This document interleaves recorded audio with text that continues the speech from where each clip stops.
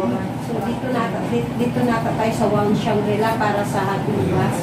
Pagka naramdaman mo, yun yung confidence na isi-share mo sa ibang tao eh. Diba? Hindi to show eh. Hindi to show na papalakasin ko siya eh, ha? Okay.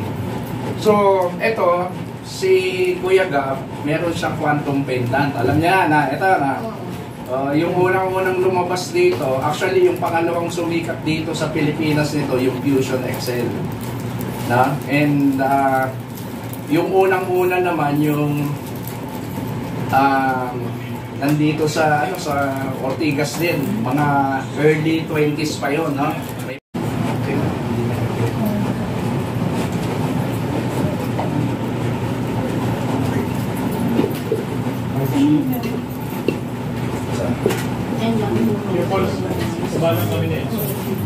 Sige, sige. Pa-assist kayo, ano sino mag-assist sa si Upsky na dyan?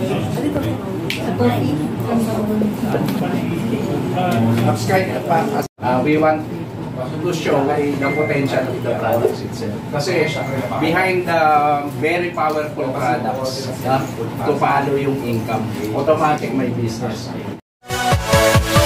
Yeah!